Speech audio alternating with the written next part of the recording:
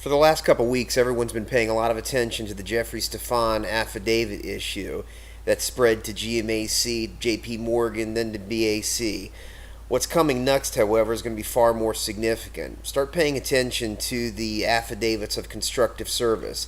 I noticed this issue months ago when I saw the high number of affidavits of constructive service that exist in foreclosure cases.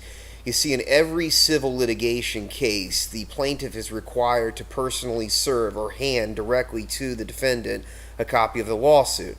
And in the vast majority of circuit civil cases, there is actual service on the defendants in those cases. However, in foreclosure cases, there's a very high percentage of unable to serve the defendant affidavits that are filed. This is very problematic. It's very suspicious.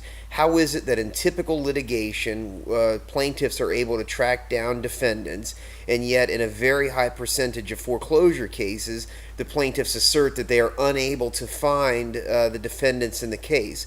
I've got examples in my office of elderly folks or other individuals who do not leave their house under any circumstances, and frankly could not be avoiding service. And yet in a high percentage of cases, you have these process servers affirming to the court or alleging to the court that the defendants are avoiding service.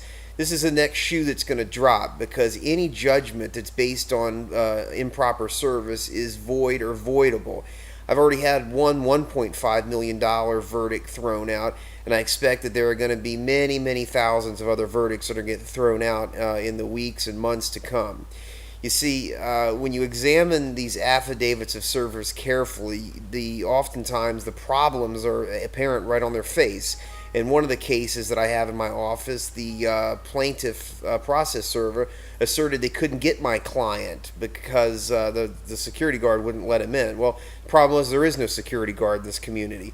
And yet another case, the plaintiff's affidavit of lost service or affidavit of unable to serve the defendant asserted that my client lived in a mobile home park. The problem is my client lives in a condominium. And so those are just a couple examples. When you start to examine these files more carefully, you're going to see that there is a very, very big problem with constructive service and service by publication in foreclosure cases. And I expect indictments to start rolling out soon. I expect more subpoenas to be served on the process service companies, because this is going to be one of those fundamentally destabilizing things that really threatens to put gross destabilization into all of the title insurance companies, because so many of these titles are going to be questionable. We're hearing the term blighted title now. There's going to be a lot of actions to undo these titles that are based on these improper foreclosures, and especially those titles that are based on constructive service or service by publication.